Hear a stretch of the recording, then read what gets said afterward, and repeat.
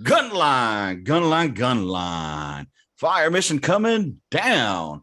It's your boy Lopez here, your favorite section chief, with my gunner. My other chief of section over here, Lee Hunt. What's going on, Big Pimpin'? Gang. Oh shit. Gang. You know that's from that's actually fucking a different podcast. It's gonna be Theo Vaughn, who says gang. Just yeah, man, that's his thing, like gang. Anyway, Theo Vaughn, funny ass comedian, man. He's from Louisiana. That motherfucker is funny as shit. With that said, welcome to the midweek memo or your hump day huddle, whatever you want to call it. It's gonna be a good one today. We're gonna take y'all on a ride, y'all. It's gonna be one of those where we're going to be all over the place, but somehow or another it's going to come all together, because what we do here on the gun line, when we do a hump day fucking huddle or a midweek memo, whatever you want to call it, what we do is talk shit that's going out in the world, and we discuss it in the only way that really matters, which is the way of the gun line. AKA toxic masculinity. So we're going to get there. Be prepared. Yeah, be prepared, bitches. Oh, yes. But with that said, let's start off with a little bit lightness, something funny. I think it's funny at least, but you guys tell me what y'all think. I saw this and honestly, I couldn't stop laughing. If you've seen it before, prepare to laugh again. All right, you ready? Have you seen this one yet? No, I think you muted it. Here we go. You muted it. I did? Yeah.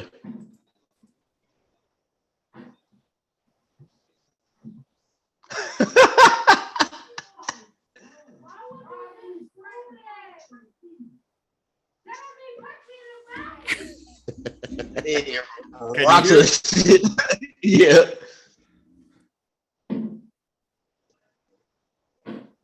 Rock to the dumb ass. He's going right to the forehead. Yeah.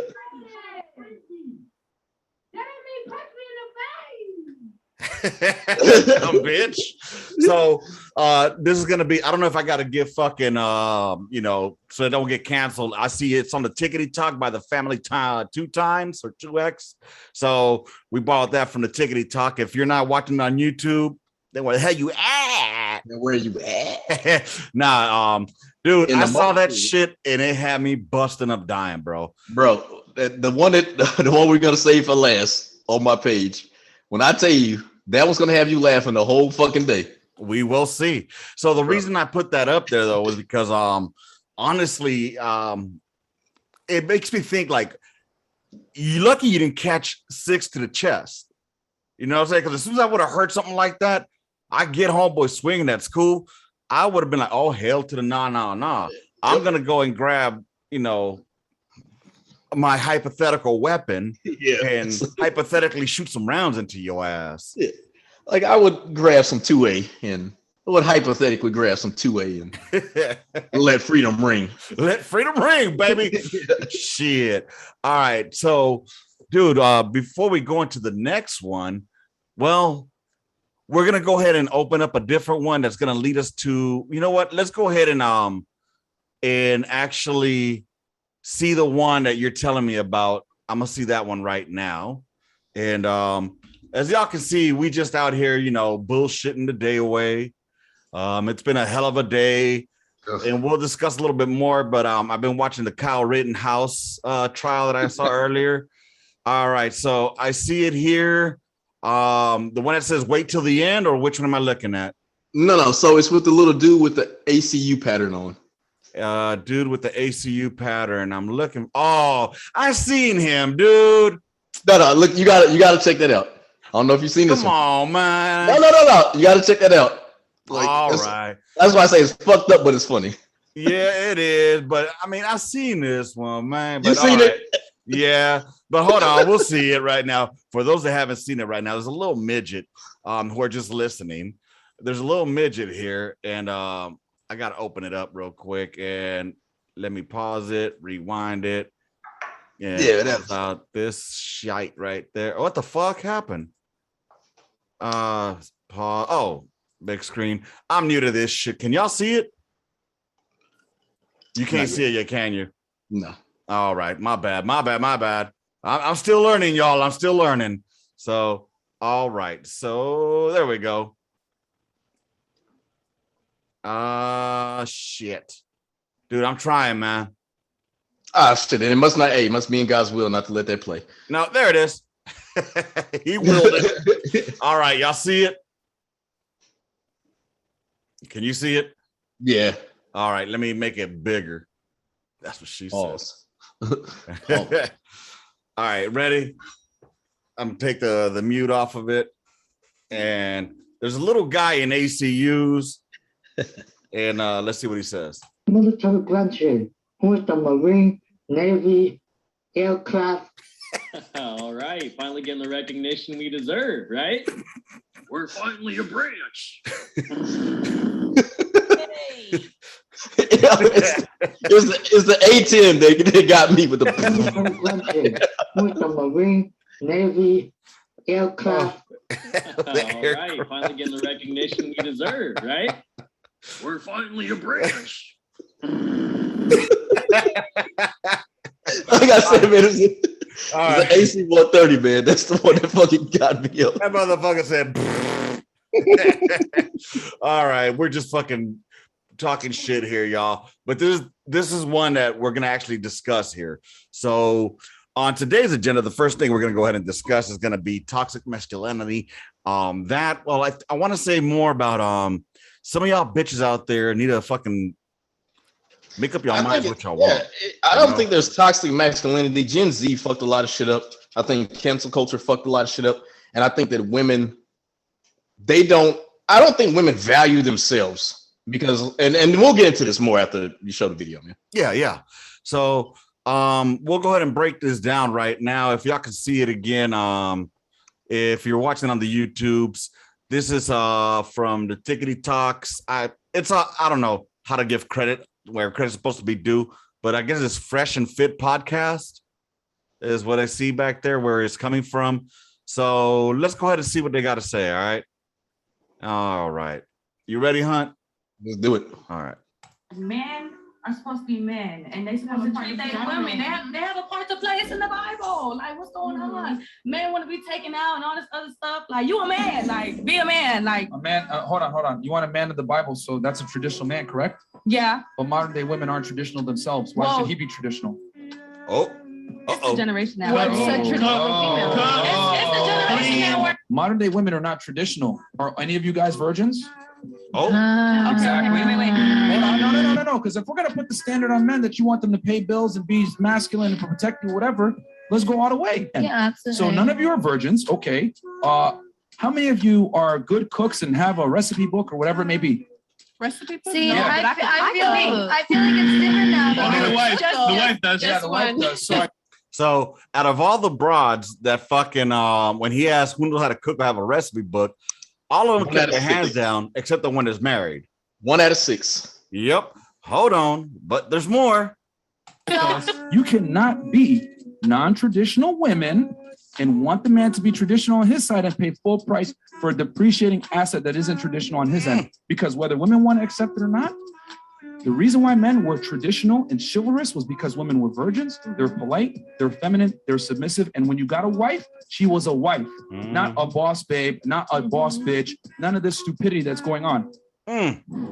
Yeah, hey, brother speaking nothing but facts, man. Nothing but facts. And then like it's crazy because you try to tell some of these women these day and ages, oh, you're being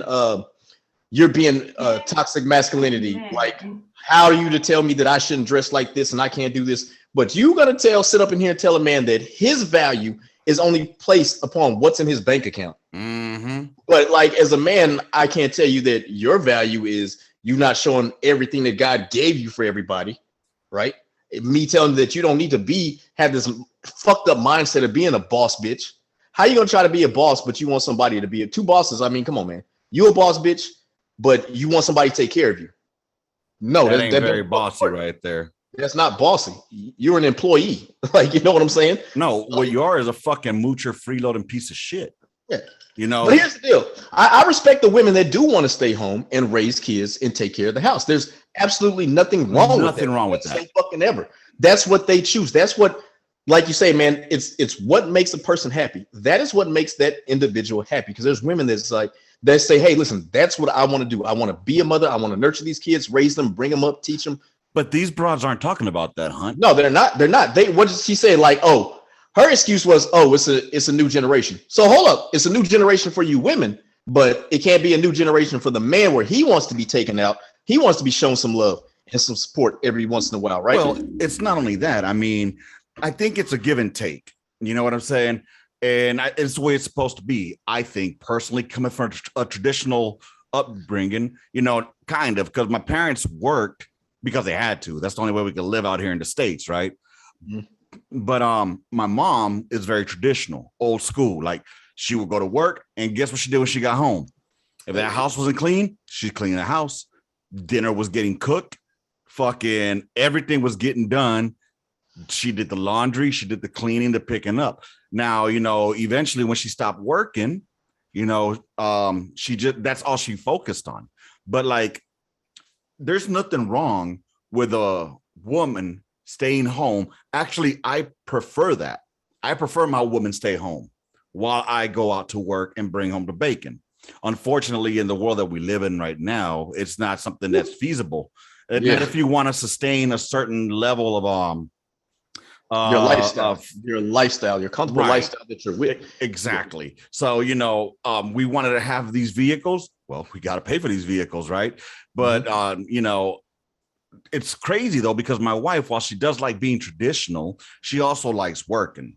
Mm-hmm. So, you know, it's a blend. Like, I'll let her do whatever she has to do. Like, I'll be Mr. Mom. I don't give a fuck. You know, if she wants to do the work, I'll stay at home, Chief.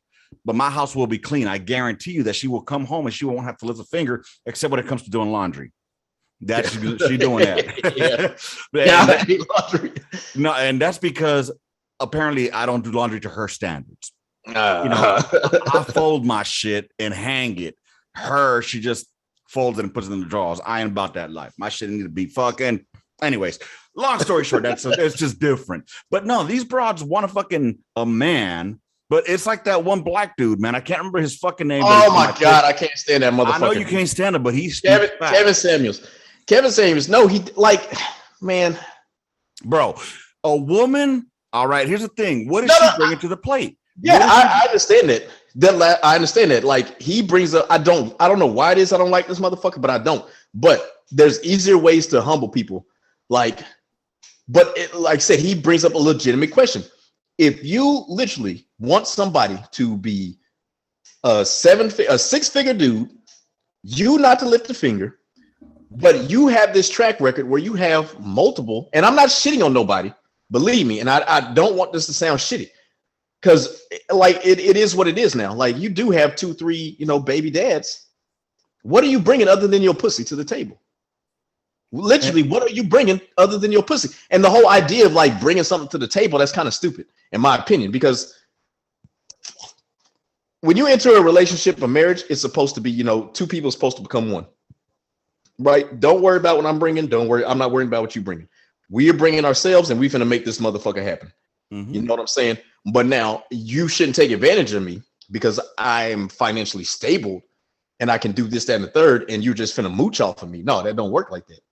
It don't. Okay, I get that. Now let's start with the first things. First things first.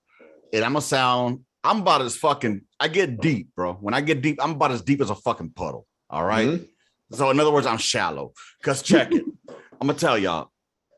Let's be fucking real. When you look for a mate, all right, you ain't about to go pick out old Butterface over there. You know what I'm saying? You're looking for somebody who's looking fucking good, attractive to you. But yeah, and when you say a Butterface, who's that to say that my definition of beauty isn't the same as somebody else? Exactly. But there's a standard of beauty. Let's be fucking real. Beauty is fucking beauty, all right? Yeah. I don't give a fuck. You could put a troll next to another fucking bro, and you know who's gonna come on. All right. It depends on how fat that troll ass is. Okay. Whatever. Come on now, it depends on how fat that ass is. That's on you. See, me, it's got to be everything, bro. It's got to be everything. Pretty face. Yeah, exactly. See, are we talking about a one-hit quit, or are we talking about a relationship? You know what I'm saying? Exactly. Sauced up the whole relationship. So, see, like me, if it's got to be, all right, you know, we start first of all, I'm not going to be, oh, you should fall in love with her for her personality. Bitch, I ain't looking at a personality. It's not exposed. I can't fuck a personality. Like, thank you. You know, I'm not attracted. I mean, now, what's going to initially get you to talk to a person? It's their fucking looks. So, bam, call me shallow. I don't give a fuck. It's the truth. It's not, because you got to think about it. How many, like, let's face it, man. Like, I'm going to be generous. I'm going to rate myself a 4.3 on a good day, right? I'm an 8. Now, like, you know what I'm saying? And then even with that fucking cut Kevin Samuel, he's like, oh, you shouldn't, if dudes rate themselves low, they ain't got no, nah, nigga, listen, I'm real. I'm a realist. Mm-hmm. You know what I'm saying? I'm going to say I'm a 4.3. You know what I'm saying? I personally think I look good, but I understand that there's some women that are just not going to talk to me. One, because once again, we talked about like how women are like, oh, you have to have this much money. Now, the other thing we didn't talk about with women is they say that you have to be this tall. Mm-hmm. You got to be, if your height don't start with 6 and your weight don't start with 2, you need to find somebody new. Then the last thing that these motherfuckers talk about is, oh, he got to have a dad bod. Like, I don't meet none of them fucking criteria with anything, right? So, yeah. No. I'm dead. I have my certain expectations of broads too. You know, for example, when I was single, I would not date a woman that had children. Not happening. Nope. Because I don't want the drama. You know what I'm saying? Well, if you don't want me, then you don't want my family, you don't want my boy or my kid. Well, fair enough. But first of all, we just fucking right now. You know, I just met you a week ago. I ain't talking about moving in with you. Can we just fuck for a while and see where it goes? You know what I'm saying? But I'll tell you right from the get-go, you got a kid, that's a no-go. Unless the daddy is dead or life in prison, and that he has nothing to do with that child ever. But you know, sometimes child is under 4 or less, because I don't need any memories of you ain't my daddy coming up if we have a life together. You see what I'm saying? Yeah, I will say this, man. Like, I don't think kids really do that. Like, you ain't my daddy, especially if you play like a vital role in them kids' lives, because like even if they're dead, like, and maybe I'm speaking from experience or whatever, but I just, like I said, I may be speaking from experience, but like just playing that pivotal role and knowing how like that situation is when like the actual biological father calls and, you know, the child is like, this isn't my dad. You know what I'm saying? I got like, you. I just, maybe I, and like I said, we all have our own give and takes. Me, I would not be with a broad that has kids. That's a automatic. That's a red flag. Like the Facebook shit going on. Red flags. Red flag. You could be the finest looking bitch in the world. Nope. Because the last thing I need is if I try to raise that child as my own and I put my hands on that ass, guess what? Don't you be putting your kid. No. See, that's where that conversation got to come in between. Again, it all sounds good and dandy up until it happens. A broad will be like, yeah, that's fine. Raising life is your own. And guess what? Don't you put in your hands on my kid. That's one. Another thing is, if I do end up marrying this broad, we end up having children. I don't want the first child, my non-bio child, to think that he or she is being treated differently because this is a bio kid. And I hate to say this, but I'm going to look at my child that came from my blood, flesh and blood, not on a higher pedestal, but I don't want to put myself in that situation where I make the other kid uncomfortable. Does that make sense? You know, and I'm not in this situation. Thankfully, all my 3 kids are allegedly mine. So, you know, allegedly, I'm just bullshitting. I'm bullshitting, but I know all my 3 kids are mine, you know, at least to my knowledge. And I don't have any reason not to doubt it, but or to doubt it. But I wouldn't be in that situation. That's one. And that's just one red flag right there. You know what another red flag for me is? You should already know this. Gotta be feet. Feet, baby. Gotta be feet. Yeah, I feet, man. Like, I just can't fuck with a bitch got fuck. You know, those. I'm not asking for a broad to bring fucking, you know, money to the table. But I do want, if I am seeking a relationship with a woman, with a female, I do expect her to follow the old school traditional ways of, okay, you work, cool. I work too. But we're gonna divvy up the motherfucking house chores, all right? Yeah. I'll do this shit. and you do your shit. But don't ask me to do your shit because you too lazy to do your shit while I still do my shit. You want to take out the trash? I'll take out the trash. I'll do all the outside housework. I'll do the dishes every other day, or however you want to split that up. However, that bathroom finna get clean. That food's gonna be cooked. Yeah, the goddamn laundry finna get folded. You know what? I'll negotiate on the laundry. Yeah, do the laundry, I'll fold it, or vice versa. You know what I'm saying? But we're gonna make it happen together. You know what I mean? But those expectations need to be set from the beginning and not changed or reneged on. And these bitches that are on there right now that we just saw, they're the type of bitches that are renege on a motherfucker. They're the ones that won't even do the shit, man. I don't see them actually doing no fucking. If they don't even know how to cook. So what the fuck you gonna expect to go out every night? You don't know how to cook. If you don't know how to cook, chances are you don't know how to clean. Oh, not only that, and then you know that they're gonna end up lonely. Oh, that motherfucker ain't shit. That motherfucker ain't shit. No, bitch, you ain't shit. If all you bringing is head and a pussy, I can get that anywhere else. Anywhere, if need be, if it got to that point, I could buy that shit. So why the fuck I could buy it, spend a little $40 on some pussy, and then go. So why the fuck would I? So why the fuck would I spend hundreds, thousands of dollars on you, right, just for some head and some pussy when I could go buy it for $40 and get my money off and call it a fucking day, bro? Then not only that, let's fuck around and wifey the bitch, right? Oh, and no, now she don't want to be with you no more. Now she can have all your money, damn near all of it. And heaven forbid you have kids, right? Heaven forbid you have kids. Now she really finna get your fucking. She got you, bitch. Gotcha, bitch. So thankfully I'm not in that situation. And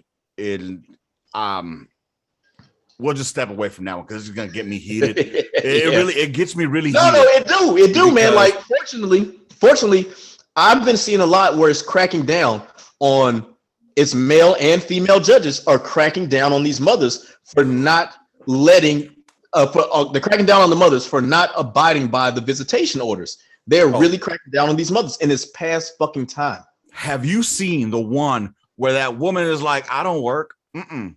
You talking about the one on the good old TikTok? There's a judge. There's a judge on there. She do not play. She like, that black judge. No. Yes, black judge. The black lady. She do not play. And I was like, I love that woman. I love her. Wait, I gotta work so he could get paid more. So he could pay more. Like, no. He's gonna pay a little bit more, but less than what he was paying before. She's like, what? But Judge, Your Honor, like, no, you can work. Just because you don't want to work. Bitch, talk about I live with my mama. And the judge like, you proud of that? You know what I'm saying? Oh my God. Dude. Yeah, she don't play.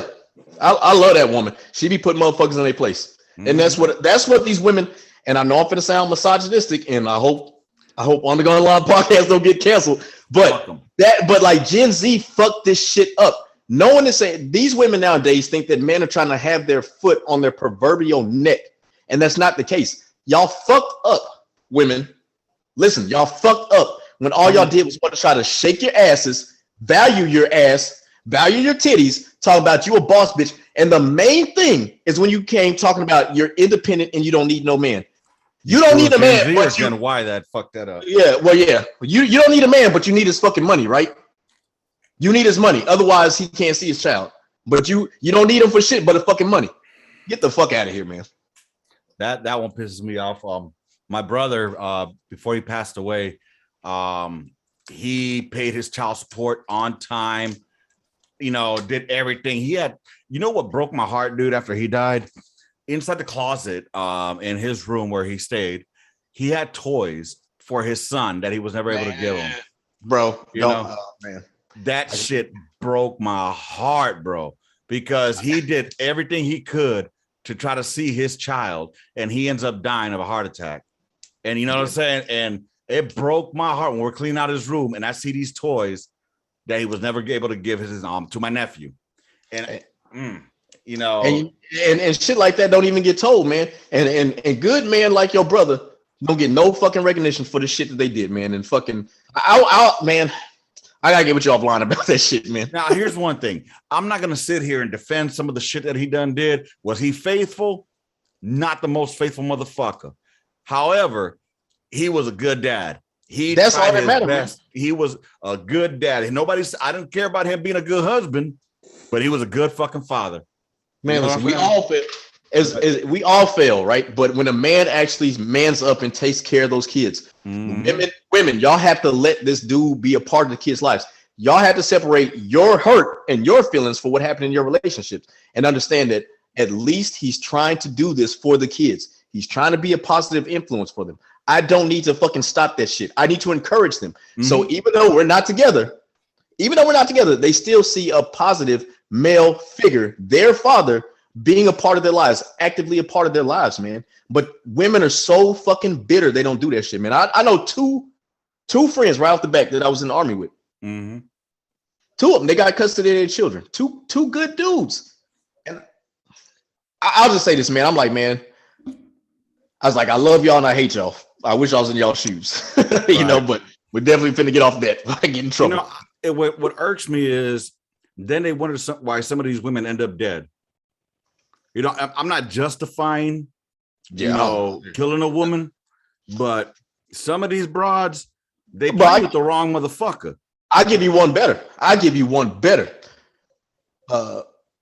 Gabriel Fernandez. Oh my God, bro. Do not look at that documentary on YouTube. Oh. Don't do that shit. Yes. So you mean to tell me that even after he was going to the fucking school with all this shit on him, there was multiple CPS cases. Y'all still let this bitch have him because she's the fucking mother. And the dad trying to get the kid away from this shit. I didn't make it that far into that. Why didn't even the state take the kid away? I thought the dad was the one that helped beat him to death. No, that was not the dad. That was the mother's boyfriend. So he wasn't even the dad to that? He wasn't even the fucking dad. Bro, how the fuck as a woman? I made it past the first episode to the second episode. I couldn't do it anymore. I couldn't. I couldn't. See, but I have not watched it. Yeah. Oh my God. Dude. It just made his mother like a little "I love you, mommy."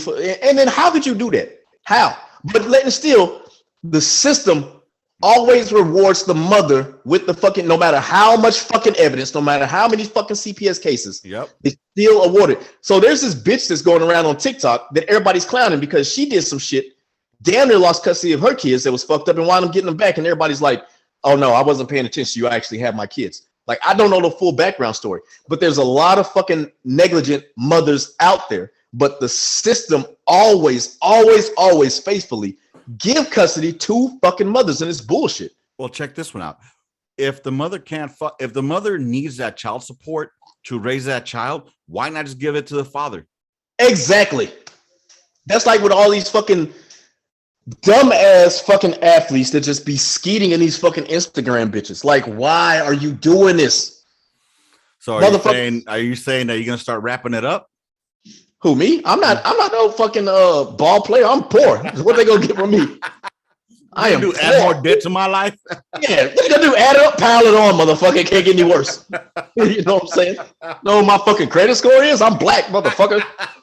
To tell you what my fucking credit score is, bitch. I was born in the negative. I was born struggling, bitch. What's the fuck wrong with y'all? Credit? You a fuck? No, you know, I tell you, like a lot of these bitches out there, it kills me that they try and females, please understand this. I'm not saying that all women are bitches. No, not all of them. All bad mothers. All bad mothers that manipulate their children, manipulate the system, refuse to let the father see the children. Those are the bitches. Those are the women we're talking about. Right. And when I say women, I mean bitches. We're not talking about you good women. Right. We're not talking about the good bitches. We're talking about the bitches. You know, I'm not saying that all women are bitches, but all women got a little bitch in them. All right. Wise words of Ice Cube. A bitch is a bitch. Y'all go listen to that song. But honestly, on the real side, like, I mean, you got some, like, it's great seeing some women out there that are actually struggling for the man too, you know, like telling them like, hey, you know, this man's a good man. Don't fucking beat him down like that. Dude. I seen two women on TikTok that were actually advocates for father's rights. You know, these bitches nowadays, they think they're fucking God's gift to men. And like, they're basically a fucking reward or an award. And they're like, I seen one that said like she was like, well, I bring like, why wouldn't he want me? Like, look at me. Like, I automatically bring up his stock just by how I look. That's what I bring to the table. No, the fuck you don't, bitch. There were okay. So 8 billion motherfuckers walking the face of the earth, right? We're gonna be generous with this, right? We're gonna say 2 billion under the age of 18, right? Kids, nothing to do with them motherfuckers, right? So at least it was 6 billion, right? Now, since there are more women than men, we're gonna say 4 billion women walking the face of this earth, right? Now, the 4 billion, we're gonna go ahead and give another billion, because like I say, we're still being generous, that are just strictly LGBTQ, like strictly lesbians, don't want shit to do. So they got 3 billion women walking the face of this earth. Bitch, you live in fucking Muskogee, Tennessee, and you're the hottest thing with all 32 teeth in Muskogee, Tennessee. Bitch, you ain't shit. Get the fuck out of here. Dog, you know, it's funny how people only see the fast Freddy target in front of them. They don't look up to that 300 fucking target out there. You know, in other words, there's more around than just what's in front of y'all, man. And then on top of that, there's like beautiful women that got great attitudes. Then I'm not saying that they have to be submissive, but just have great attitudes and realize that, yes, I am beautiful, but don't judge me just because I'm beautiful. There's more than me, just me being beautiful. You know, I'm more than it. I think there's a cultural thing there as well. Like, you know, look, a lot of people say that Latina women are submissive. Yeah, they are. But there's a price that you pay for that submissiveness. You know, it's not that they're submissive, it's that culturally they're taught that, you know, you take care of your household, you take care of your man, you take care of the house, okay? But hold on. But take care of other motherfuckers, man, too. That's what there's a trade-off. The trade-off is the bitch is psycho. So the moment that you do something wrong to her, that's it, chief. That the psycho comes out, and it's, you know, I'm just saying there's a trade-off. Don't like psycho Hispanic bitches. They will. Man, you know what's crazy, man? Like I did this. I think I told you a story before, man. And when I was way back in kindergarten, man. So we're talking about the 80s. Like the first girl I ever was in love with, Elisha Mendoza. To this day, I'm about to be 40 and I still remember this girl's name. You know what I'm saying? Elisha Mendoza. She was Mexican, and I was like, I don't know what it was, man. I was still just in love with this girl. Just like the most beautifulest thing I ever seen in my life, especially when I finally seen her again in 10th grade. And it's crazy because, like, I don't know, man. Like, I give it to you. I know a lot of Latino women, and all them motherfuckers are crazy as shit, man. They've at least thrown knives at least once or twice. And then not a knife, an iron. Right? And that's how you know that they're doing their work, because they're either in the kitchen cooking and they're chucking a knife at you, or they're ironing clothes and they're chucking a fucking iron at you. You know, so they in the kitchen where they belong. So something get tossed at you. Like, there's a friend of ours that he may or may not have seen a knife get stuck in my entertainment center at one time before. He may be a witness to this. He lives in Florida now. You know what's funny is the way we talk sometimes is like it's a mafia skit, because there's a friend of ours, which automatically means our circle, or a friend of mine that was in the military, but he's not ours per se. He's a friend of ours. Motherfucker may have witnessed the knife being thrown at me. Bro, I'm telling you, it's because these women, and again, a woman is going to be treated. It's all about how you project yourself, you know? It's like Chris Rock said, only women, children, and dogs are loved unconditionally. A man is not going to be loved unconditionally unless he legitimately is doing something or providing something. You know, we provide every fucking day.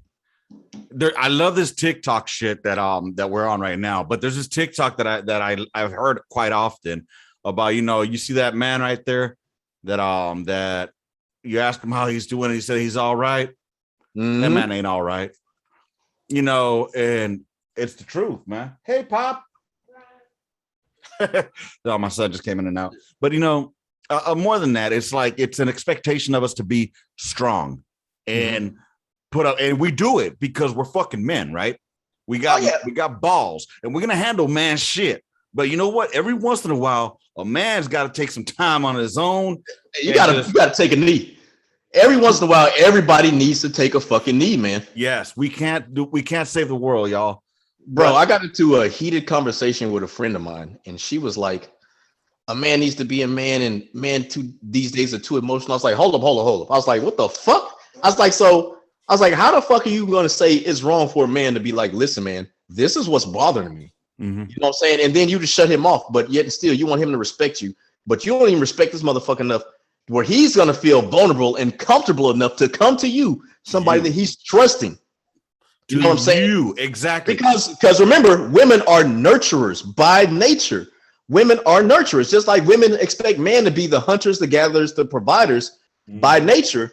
Women are nurturers by nature. So like, why am I wrong if I need somebody just to be like, hey, listen, I got you. You can vent to me. I got you. You know what I'm saying? Dude? At the end of the day, what it boils down to, I break down. If I break down, though, I'm gonna break down to somebody that I trust. You know what I'm saying? And that's something that took me a long time to learn, was to let it out. You know, but I'm not gonna do it because I'm still a motherfucking man. I'm not gonna do it in the middle of a fucking mall and be like, baby, no, please. Suck a fat dick, bitch. That's where I'm gonna be Mr. Asshole, and then I go cry on myself by myself in the closet. You know what I'm saying? But it's not like every fucking day. That's the thing. It's not every fucking day. Right. That's not it, man. One thing, women, y'all need to realize, y'all have become the Bronze Star of, to the art. What the Bronze Star used to be was what y'all were at. What the Bronze Star is now is where you're at now too. In other words, unless you got a V device, unless you were fucking this man, like, it is so crazy since we're talking about Bronze Stars, right? Like, you literally an officer, a fucking butter bar.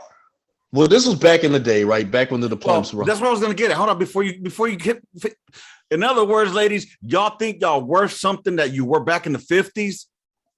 Nah, you're worthless now in the 2020s. Everybody Bronze Star used to be worth something. You earned it.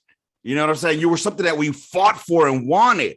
Yeah. Now it's just been handed out so much. You did some shit to get that goddamn Bronze Star. You did some shit. Mm-hmm. And nowadays, all you got to do is show up in your boots. Especially if you're a lieutenant. All you got to do is show up, a butter bar lieutenant, go out on a couple of missions, boom. Bro, and that's the segue into our new topic. We're going to go ahead and discuss awards. So one of the friends of the podcast, Frank Felice, tagged the podcast Facebook and wanted to discuss the award system. Mm-hmm. So I'm going to go ahead and read what he tagged us on. All right. And holy shit, 10 notifications from where? Good night. Oh shit. So anyways, this is what I got from All Boy Frank. And you guys will have to excuse my reading capabilities. For those that remember back when I used to do it with Kowalczyk, y'all know how much fun he made fun of me for this shit. But all right, here we go. For all the non-leaders to view that don't make For all the non-leaders to view that don't take care of soldiers. It's like the MSM that, okay, hold on. Let me put context in this. All right. So it's got a meme. It has an officer and it has a PFC. All right. Mm-hmm. All right. So the officer, how awards work in the Army, showed up to work in boots, got the Bronze Star, took a bullet to the head, got an AAM, Army Achievement Medal. So that puts into context what I'm going to read. For all the non-leaders to view that don't take care of your soldiers, it's like the MSM I got for combat. The unit didn't want to downgrade the Bronze Star to an RCOM because the Bronze Star medal, it's an E7 and above award. Fucking crazy. It was after receiving a Bronze Star from another unit prior, but part of it, I was an E5 section chief. It was the same fob and shot 10,000 more rounds, saving and taking lives. So why did the rank not matter to that prior unit? Is it because the 173rd is greater than the 82nd? 173rd is high speed shit. Right. So anyway, no, they just had leaders that took care of their soldiers. people act like the awards come out of their pockets. People who act like awards come out of their pockets should not be leaders. It's expected from the officers. Oh, it's expected from the officers. I have a bigger problem with the senior NCOs that don't advise and allow it to happen. This is my retired rant because I still care about taking care of soldiers that deserve better. Is awards and decorations broken? No, it's just shitty leaders. All right. So from what I got from that, and I apologize, Frank, I suck at reading. Maybe we'll have you on here so we can discuss this a little more. But from what it sounds like, it's basically what Hunt was just talking about. Be an E7 and above. Here's your Bronze Star. Bro, here's everything. Like, to cut you off real quick, because it just really reminds me and it pisses me off, right? So, bro, I trained a shitload of lieutenants, right? And one of the things that they always said was fucking for St. Barb's was, what did you contribute to the field artillery? I don't even know how many lieutenants I trained. A lot of them lieutenants still know me. They're captains now. Some on their way to being major. There's one in particular that I know every time he sees me, he always screams out, Mama Duck. That's what this motherfucker remembers me from, is being Mama Duck. You know what I'm saying? Yeah. I would always tell all the lieutenants, like my homeboy, I got that from my homeboy, Alex Hathaway. I would tell him, listen, I'm Mama Duck. I was like, when you're on my gun, I'm Mama Duck. You follow me. I was like, I got it, y'all lieutenants, but I'm Mama Duck. I was like, when this fire mission happens, Mama Duck's going to be here. All my little baby ducks need to be in behind me with rounds. I was like, what are you guys? And it's like, we're baby ducks, Mama Duck. Bro, so I'm taking it you never got your St. Barb's. Never did. And it's like I told them, even they put it in for me. They was like, yo, he is this many years in, this many deployments, fucking trained this many lieutenants, never had a round shot out. Like, he needs to be St. Barb's. Like, what do y'all want from him? At the time, I wasn't a platoon sergeant under gunnery sergeant. So they were like, well, he doesn't have gunnery sergeant time or platoon sergeant time. And even when I did finally get that time as being a platoon sergeant, I missed out on it because the fucking unit deployed and I stayed behind because I was getting medically retired. And I was like, God damn it, I could have fucking had my shit if they wouldn't have medically retired me, man. That's the one thing I wanted. I wanted St. Barb's. St. Barb's to me is the epitome of being an artilleryman. I wanted that motherfucker so bad. I'm jealous of all my friends that got it. Bro, me too. It pisses me off. You know what? My Bronze Star, I got Jude out of that one in 2010 from the Mosul one where y'all replaced us. I got Jude out of my fucking They probably gave it to some old punk ass lieutenant. No, they didn't. They gave it to E5 Sergeant Flores. I mean, not Sergeant Flores, Sergeant Martinez. Now, here's the thing. I ain't jealous that they gave it to him. You know, what I'm pissed off about is that they said we only have X amount allotted and only X amount. So what people need to understand is people start writing these fucking write-ups for the Bronze Star as soon as they fucking touch down. As soon as we touch down in country, maybe like 2 or 3 months later, they're doing their write-ups. You know, because they already know, okay, you're going to be the section chief on this. All right, you're going to get the BSM. You're going to, since Easy was chiefing on one, well, not chiefing, but he was TCing one of the MRAP crews. They had put him in there. He was the lowest ranking, but he was still, I wasn't in that platoon yet. I was in a different platoon. So they had already got their BSMs for that platoon and did their write-ups and submitted them already. So I got fucked out of mine, bro. I went on every fucking mission from day one to the last fucking day. So it was time to go. I was on every single one of those missions. I never got it. Cool. Got it. You know, I know I earned it. I did my foot patrols. I was the NCOIC with the motherfucking dismounts. I was the one that was ready to take a fucking round. But whatever. We're not here to measure dicks, right? But, and cool. You know, I talked to my platoon sergeant from that time.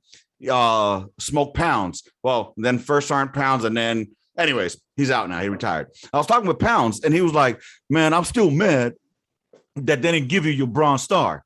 I get it. At least he knows what I did for the platoon or for our platoon. You know what I mean? That's the acknowledgement I care about. As long as my leadership and my Joes knew that I was with, they acknowledged they know what I did for them. You know what I mean? Mhm. But the St. Barb's, bro. St. Barb's is different. That one. That's what. And it sucks because it with me it came from like the Sergeant Major, and even like what you say that like they allocated Bronze Stars. Who the fuck allocates Bronze Stars? No, you base it off of merit. You don't fucking allocate shit. That's not how this shit works. It's not supposed to, bro. But hold on, it gets better for the fucking the St. Barb's. The year I'm finally thinking I'm gonna make it, bro. We go to fucking Afghanistan, and we set up. What did I do for the field artillery? I helped and assisted set up the first Afghan field artillery training center. They still fuck you. In fucking Afghanistan. My section was one of the top sections of all the trained ones, if not the best section. All right. I had all that shit set up. Hello, wife. My husband. Where's the keys? Should be somewhere on the thing. On the thing over there. It's not in here. Oh, okay.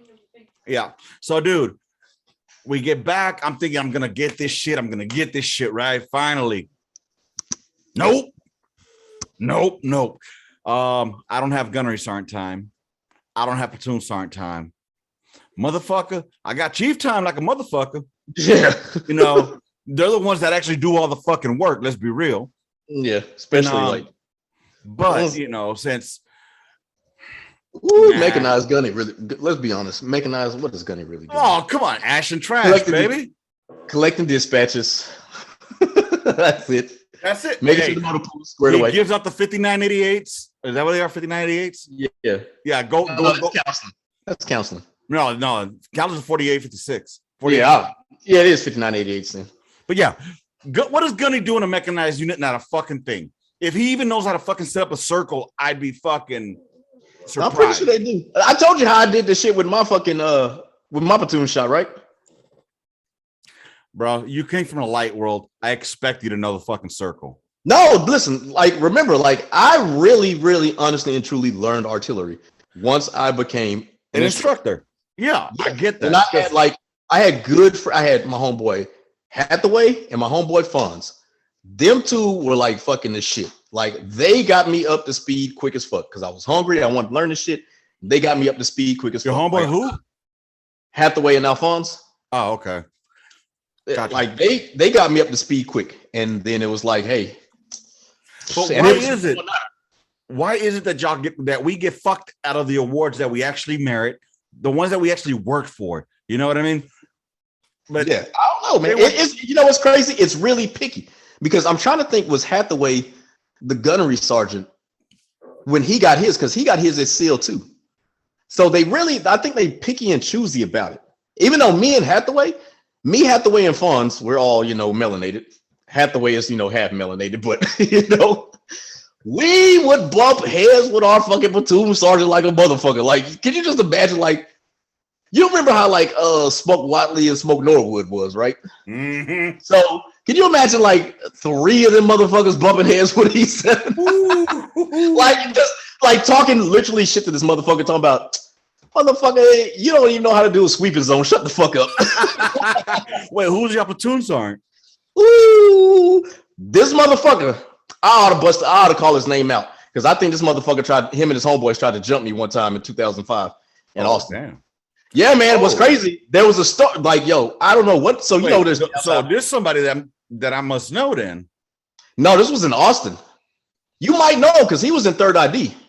So this motherfucker, right?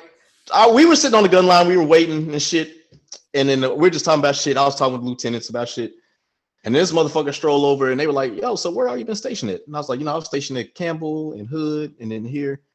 And then, you know, the platoon sergeant was like, "Yeah, I was at Hood too." I was like, "Where were you at Hood?" He's like, "You know, from this time." I was like, "Did you used to ever go to Austin, you and your friends?" He's like, "Yeah." I was like, y'all drive a Tahoe?" He's like, "Yeah, one of my homeboys." I was like, "Y'all motherfuckers tried to jump me one time." Like Diaz and fucking Dowden know this story. They know what the fuck I'm talking about. Yeah. He said that shit. I was like, you and your homeboys tried to jump me. Y'all pulled out that car and y'all tried to jump me. And then that motherfucker just like politely got up and walked out under my net, yo. Was he a white boy or black? No, fucking Jamaican. Oh. It all started with some bullshit in the club. Some random ass bitch came up and started kissing me. She's like, yo, I need you to get these motherfuckers off me. I'm like, okay. She's like, just pretend like me and you go together. And I was like, all right, whatever.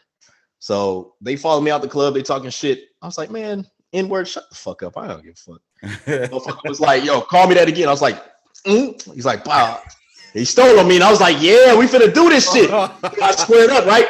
And then all of a sudden, motherfucking Tahoe, motherfucking doors start popping out. I'm like, hey, y'all got this one. Dude, do you remember what his what's the first letter of his last name? M. Okay, nah, not nobody I know. Motherfucker name is M. Hmm. Yeah, I know this motherfucker. Damn. He know it. If anybody is he still in? Yeah, he's still in. Matter of fact, he's stationed here. Last time I know, was he stationed? I know he visited. He was here on TDY a couple years ago because we got a homeboy. We have a mutual friend in common that me and you know. Me and you know this dude, and he's friends with this dude because they went to Dubai or somewhere. No, Bangladesh, Bahrain together. Oh, okay. Ain't that on their last deployment? No, that was like 15. I just don't get it, man. Like, I mean, back in World War II, you had PFCs getting fucking Bronze Stars, AAMs with V device or Archon with V device. You know what I mean? That's why now when I see a Bronze Star, honestly, unless he's like from a previous war, I'm like, okay, he must have been an E7. No, I seen one. I seen a specialist not too long ago here from Fort Hood that got a Bronze Star because he saved a life. Okay, and this was like it was like with some special forces dudes and everything too. No, he was a fister and he called for fire. And those special forces dudes were like, yeah, if it wasn't for that motherfucker right there, we'd have been fucked. Yep. You know what I'm saying? And you know, I used to give a lot of shit about fisters until Felice changed my mind on him. You know, Felice, he's the one that changed my mind on him. But dude, honestly, I think the whole system is fucking rigged. It really is. It's the good old boy club. I don't think that's ever changed. And when I say good old boy, I mean ring knockers too. Yes, y'all too. Fucking West Pointers. Them too. I was talking about some other yeah. You know, but we'll leave it at that. Those fraternal ties. Yeah. You know. Yeah. So sometimes it has its privileges, but I mean, with that said, it's pretty fucked up that a lot of people get fucked out of it because there's a limit on how many they can give. So, you know, like they give, for example, when you left SIL, what did they give you? Was it Argon? They didn't even give you an MSM. No, man, I may have gotten an Argon. I remember when I fucking left Hood. They did this bullshit ass ceremony like I was gonna get an Archon, but it got downgraded to an AM. This was like in 2012. Wow. They downgraded that bitch to an AM. After 8 years in a fucking unit. And let me guess, you got a cheap ass little plaque, right? Or did you get a nice size plaque? I didn't get a plaque. Fuck that. All that money we put into the NCO fund. Yeah, didn't get shit. Yeah, I got a plaque from Fort Sill, and that bitch is dope. Like I will go get that bitch if you give me time. Like, give me a second. I want to tell you, this bitch is dope. Give me a second. All right, go get it. I'm going to fill in some time and talk about this shit. So, hey, for those of y'all still here with us, I appreciate it, man. Dude, really, honestly, when I think about the award system that we have in the Army, it's pretty shitty. Motherfuckers are out there ground pounding, and I get it. That's their job. But you know what? That PFC out there, that E1 through E4, the one that's actually doing all the motherfucking work, getting fucking shot at, to just get a art. Oh, shit. Damn. Okay, that's tight. That is tight. High-speed air assault wings, the 119 I was working on, and it says February 2012, August 2017, an appreciation for your hard work and dedication to your students and your soldiers while serving as an instructor for Bravo Battery, 1st Battalion, 35th Artillery Regiment. The fire platoon was lucky to have such a professional NCO who always placed the mission first, M&M. Now, the M&M stood for meth and midgets. Because that's what we always talk about. Meth and midgets. Dude, that's fucking badass. I think my favorite award that I ever got, it's actually back there. And my favorite award that I ever received, I got the one from 19 up there. That's the one I got from 19. And then the one from 277 is up there, the guide on. Yeah, I remember y'all. But that was for the deployment. So that was the deployment one. And my favorite one that I did get was this one.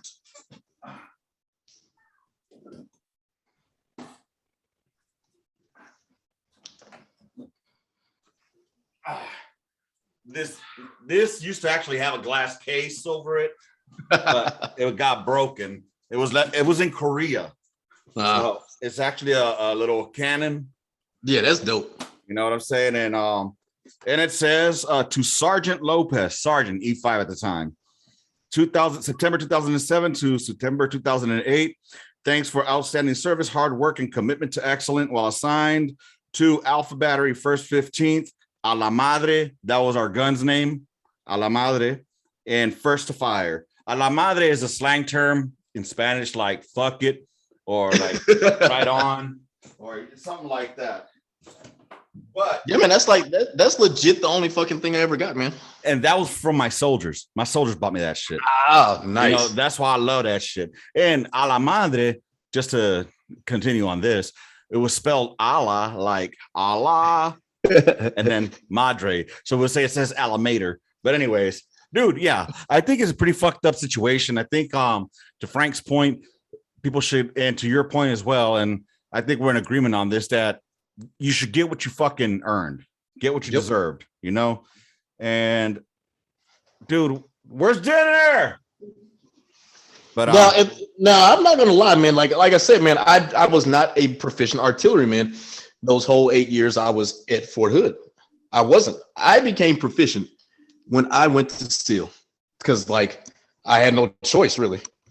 And back to what I was saying before, man, you're talking about like how gunnery sergeants can't set up a circle. Man, I remember like when I said I was a platoon sergeant, right? Took my platoon out there. So it was me and the LT, they were on their head about shooting fucking degraded. So I'm like, fuck it, too easy. Went out there, set my circle up. All right, cool. I know my shit is good. LT, he couldn't bump with me. So I was like, okay, man, let's try this again. Took it down, set it back up, still couldn't bump. The fucking incoming commander, he tried to get the second circle to bump with me. Couldn't bump. And I was like, man, listen, hold up, fuck this shit. I was like, listen, I'm finna get these motherfuckers to bump. So set mine up, set his up, and I was like, all right, go read mine. Read it, them shits bumped. I was like, hey, we good. The BC was like, he's like, I don't know, Sergeant Hunter, you sure about this? I was like, yeah, I'm sure, we good. I was like, you just seen here. I was like, you just stood here and watched me set this motherfucker up. Like, we're good. We're firing this shit.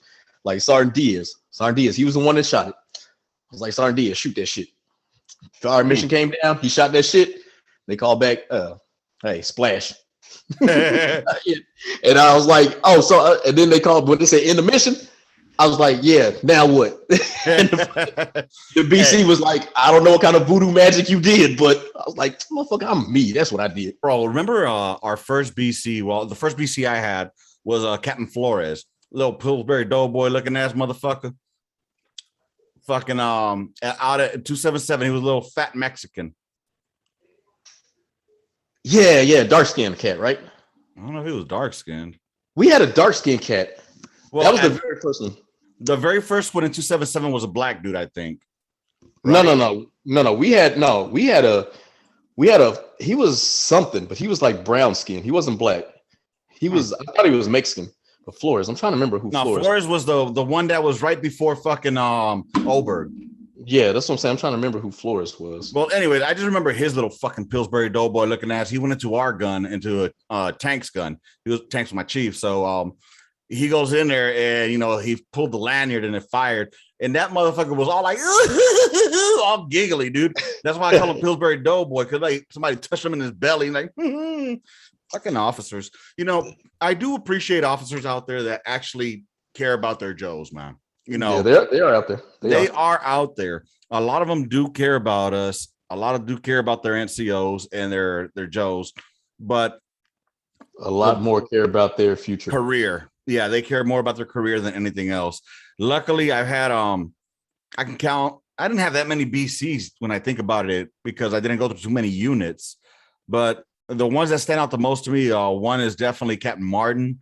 He was one of my last BCs out in 277 here, and that dude, he was a West Pointer. Now we all know the West Pointers are just hard-headed, think that they're better than everybody assholes. Yeah. This dude was fucking solid, dude. He was fucking solid, like cool as fuck, and just let NCOs run what NCOs had to run. Captain Foisey, that was another one. Foisey, he ended up in SEAL as well too. I remember seeing him. He was Major Foisey by then. But what? Sound familiar? It sounds real familiar. Oh yeah, he was our commander out in 19. That man, he was his dad was a vet, so an NCO vet. He let NCO business be NCO business. I'll have to end it at that because there were some things that maybe I could discuss with you offline. Yeah. But let's just say NCO business was taken care of. Then there was shit. I think that's about it. Captain Morse was cool, but I mean, some were cool, but not really all. Yeah. You know, some are cool. They're cool and they stand out, but there's just those ones that really stand out. Like the one that really, really stands out for me is Captain. Well, he was a colonel last I checked, but when I knew him, he was Captain Michael J. Kimball. Man, I love that motherfucker, man. I would go to war any day of the week with him. He was my battery commander leading us into Iraq, OIF-1. Oh, word. That motherfucker was a hard charger. That motherfucker took a goddamn 249. Like, so we were at Nasiriyah, and these motherfuckers started blowing shit up. This motherfucker told his driver, he's like, Will, come on, we're going. He was a ranger, by the way. He had his ranger tab. So fucking grab a 249, fucking just start rolling out, trying to march to see what's going on. And there's a time that motherfucker accused Sergeant Riley of stealing his money. Captain Kimball asked Sergeant Riley, hey, did you take his money? Sergeant Riley's like, no, sir, I didn't. There was something that happened. Captain Kimball's like, get the fuck off my fob. You know? Straight to the motherfucking Iraqi. And there was another time where that's why I say I love this man. This dude, everybody called him Brooklyn because he was from New York, right? So we're at the Hotcher Inn, and there's a tower right at the front gate, and it's a hotel, but there's a tower right there, you know. And it's one night, it's cold as shit. He's like, "Hey, Brooklyn, go ahead and go in. I got this." He's like, "No, sir. I'm good, sir. I got guard." He was like, "Nah. You're not gonna make me pull this officer card." I say, "Get down and go." He's like, "I'm pulling guard tonight."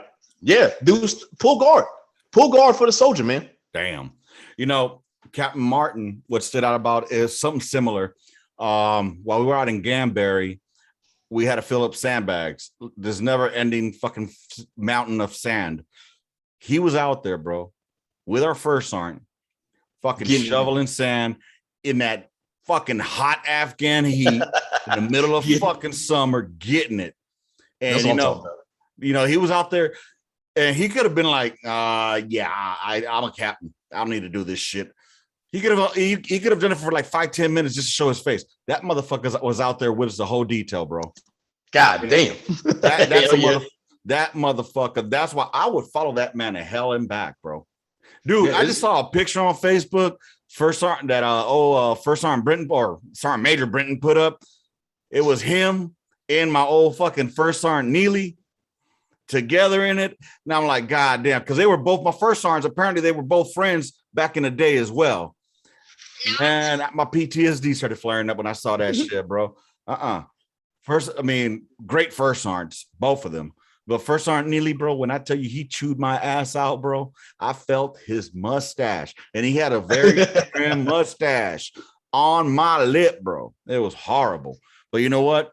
It's funny because my fucking first Article 15 was with First Sergeant Brenton. I gotta let my first letter of concern was with Neely. Hell yeah, baby. Dude, it's crazy, dog. It's crazy. But you know, it showed me how much you could love, you know, so many different first sergeants. I wish I could have had both first sergeants as my first sergeant at the same time. Kind of like how I wish I could have, you know, what's it called? Polyamorous. Yeah, man. Woo, what? You like that transition? You like that segue, baby? Yeah, that's a good segue. But yeah, man, listen, I'm all about that. Like, I may sound fucked up, but I'm all about it. Let's talk about it. So check it out, y'all. If you've made it this far, I mean, it's already been about an hour that we've been talking. This shit's going a lot longer than I thought it was going to go. But let's talk about it, man. Polyamorous relationships. First of all, why should anybody tell us who we can and can't love, or how many people we can and can't love. If these are all grown folk and decide to live together, why must it be fucking frowned upon?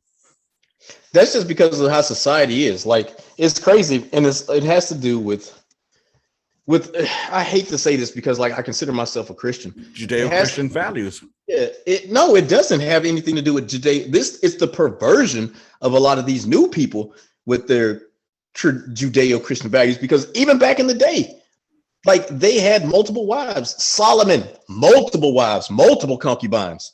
You know what I'm saying? David, multiple wives, multiple concubines. You know what I'm saying? Even David, like put a woman's husband on the front lines just so he could die and he could marry her. Right. You know what I'm saying? Like, you know what I'm saying? Like, so why is it okay? This what I really don't like. A lot of modern day Christians pick and choose from the Bible what's good and what's not good. Like, no, like I don't think that, you know, if you were I couldn't see me being in a relationship with a woman and another dude. Like, I couldn't see that happening. You know what I'm saying? Now, I definitely can see happening like, hey, you down? You down? I'm down. You know what I'm saying? But see, then I mean, whatever floats the boat, the boat. Like if a dude wants to be bisexual, and which to me is just gay anyway. You get a dick in your ass, you're gay. Just gay with mustard, with spicy mustard. You know what I'm saying? Extra steps. Yeah, with extra steps. Doesn't sound like gay with extra steps. But yeah, like even if a motherfucker even if a dude, so like I said, if a dude wants to be in a relationship with a woman and another man, hey, do you, man? I don't care. That's not stopping me. Nothing about your relationship is going to stop me from providing for my family, teaching my family, or anything from my family. That's your relation. That's what you want. Go do it. This is supposed to be the land of the free. The land of the free. Yeah, our land is so free, bro. That, China has it all. It's so free that China came and took it all. Hold on. It's so free that, you know, China. You have to go get a license to go fishing. License to carry. In some states. We ain't free. We're given the perception of freedom. Oh, God. If you haven't seen George Carlin break that shit down, woo, go watch it. That motherfucker will break that shit down. But yeah, I mean, I'm all about, I mean, look, if that's how you want to live, go ahead. It don't bother me not one bit. Now, if you start fucking with little kids, that's where we have issues. You know what I'm saying? Like that fucking, that new fucking map, whatever it's called, flag. If I see anybody waving that shit, believe you me. No, that's what we're not doing. We're not talking. I'm swinging. You know what I'm saying? Because that's nasty. That's nasty. And that's nasty. You know, low key, even like, I really think there was a 20-year-old that was in my class that was attracted to me. And that was just like, dude, you were fucking young. Like, my son is literally 5 years younger than you. Like, y'all two would have more in common than I do. But still, you know, you're older than him. He's still a minor. You're an adult. But y'all would have more in common than me and you. And like I said, it was real weird. But I don't know, man. Like, nah, I just, that, if she was older, I'd say if she was at least 24, she really got it. Look, I'm a 43-year-old man right now. I'll be 44 in 22 days. And I ain't gonna lie to you, man. If I see a 22-year-old chick, well, except hypothetically, if I was single, I was single. Let me get that cleared out. If I was single and out looking, and I happen to be on Tinder, I'm finding myself a 22-year-old and she want to fuck. But for some reason, anything lower than, actually, that's just for fucking though. You know what I'm saying? But at the same time, I'm thinking to myself, like, I don't want that because you barely know how to wipe your ass. Exactly. You don't even know how to wipe your ass properly. You know, I don't want something with little perky tits and shit. I mean, I'll jerk off to you later on, but I mean, I don't want to hit it. You know what I'm saying? Like, even when I watch porn, bro, I don't know how we got into this conversation. Even when I watch porn, I'm not looking, like, I scroll over the little fucking, the youngster looking one. Yeah. I need me a 30 and above. You know what I'm saying? Oh, yeah. But back to the whole thing, like, I definitely, like, I think that if I was to get serious again and, like, in a relationship, and she was like, hey, like, I want a poly family. And I was like, do you have a woman in mind? She'd be like, yeah. I'm like, well, then let's bring her on board. You know what I'm saying? Yo, dude, have you seen that show called You? No, with Joe and Love. No, man. Like I tried to watch that shit. I was like, I can't watch this shit. Is stupid. I'm just saying, Joe and Love, they try to fucking do a swinging thing. It didn't work out too well, man. Somebody got murked. Somebody got Dexter. I'm not gonna say if it did or didn't, but if you're a fan of the show, then you know. Let's just say there's a glass case involved. Yeah, this good old glass case. Like I said, I seen like maybe the first few episodes of season 1, and I was like, I just can't get into this. Oh, dude, it took me a second, like the first 2 episodes, but afterwards, I just got sucked into it because, like, I don't know. There's something about Joe that I kind of see myself in him a bit. Like, you know, I had a female tell me that I remind her of Joe, and I was like, "Do you think I'm psychopathic? Like, do you think I would just start murking motherfuckers?" She's like, "No." I mean, she said because you know he's weird, and I was like, "So fuck, I'm weird." I was like, "Okay." Good to know, bitch. Good to know. I'm weird. Nice to know where I fucking fall in your goddamn categories. God damn, dude. That's crazy. But yeah, dude, I wouldn't mind myself having if I was in something I'd be into, I guess. But here's the kicker on that. What if it was your children that was trying to do something like that? That's what's crazy, man. Like I really wouldn't care because like it ultimately I know people are gonna be like, you bullshit. No, man, it makes you happy. Like that is what you want to do in life. Do it. Like I can't control you because like the way I think about it, my mother's not controlling me how I'm going to be living my life as an adult. Yeah. So why would I try to control my kids and tell them that you can't do this and you can't do this because I'm going to do it anyway. Yeah, you're right. But I think honestly, it shouldn't be illegal. If somebody wants to get married, you know, the only reason it's probably illegal because there's probably like tax loopholes there somewhere. Yeah. That's what it is. But I see a lot of people that say that are in the relationships that are not married. And you know they have kids or whatever, and they have their household, and I don't see nothing wrong with it. Like you know, with if a man and 2 women decide they want to do that, like I said, that's fine. Like you can, and they stay faithful, they don't break up. Like that is nothing wrong with that. Like do that if y'all want to raise y'all's kids like in that household. Do that. I mean, you're not hurting anybody. It's not any more fucked up than a kid being raised by 2 men or 2 women, and it's not more fucked up than kids being raised in traditional homes where mom and dad is fighting all the time. They see mom beating up on dad or dad beating up on mom. You know, right. There's no difference. You're right. And, you know, I mean, I'm not going to get on my soapbox here on how I feel about, you know, same-sex couples with kids, but I'm not going to do that. I have my opinions on it. You know, if y'all want to know about them, let me know, ask questions and I'll answer them, but I'm not going to just inadvertent or just blatantly tell y'all, but because I know one of my friends, she is in a same-sex relationship with 2 kids. You know, they're teenagers now. Obviously the woman had them through a previous relationship, but I'm not going to touch on that. You know, I disagree with it. And if y'all want to know more why, hit me up on the gunline at gmail.com. I'll give you some answers. But with that said, there's a lot of things I don't agree with that's going on in the world today, but there are some things I do agree with. Yes. And this one, let's get into it because this is the one that I think people are going to want to hear. Because I know I have a point of view that is going to more than likely be different than your point of view. Mm-hmm. And but I think that Kyle Rittenhouse should be found not guilty because he did not murder. Okay, did you hear the trial just started? Mm-hmm. I was watching the first things first. This motherfucker's homeboy is a straight snitch, bitch, motherfucker, dog. No, man. That motherfucker he wasn't dropping dimes. He was dropping base plates on his ass. You know what I'm saying? But it wasn't really dropping dimes. It was more like he even said it. I'm over here because I'm trying to see if, you know, on my own case, the prosecutor who happens to be no.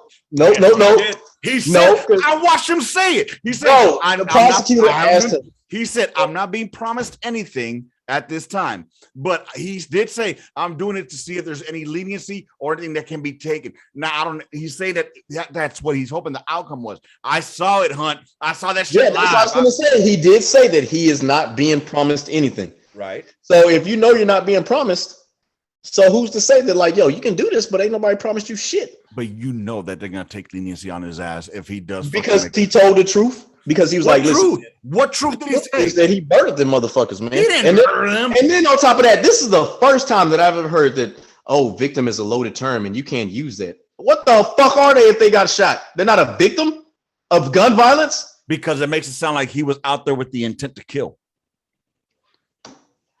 It's loaded. It really is loaded. Go ahead. Let's talk about it. Let's talk about it. So we're going to kind of switch subject. So do you think Ashley Babbitt was a victim? I don't even know who the fuck Ashley Babbitt is. Ashley Babbitt's the bitch that got shot in the face and when she tried to break in the window of the Capitol. No. Okay. That bitch ain't no victim. That bitch she a pack right now. She on a t-shirt. She ain't no victim. She got shot. She was doing stupid shit. Got shot in the face. Just like those other 3 motherfuckers got shot. That's what they get. No. See, you cannot cross state lines. This is where he's wrong. Right or wrong. If you're underage, can you cross state lines in a city, in another state that you don't even live in with a firearm? Was the firearm his? He was underage. It was firearm his. The firearm. Okay.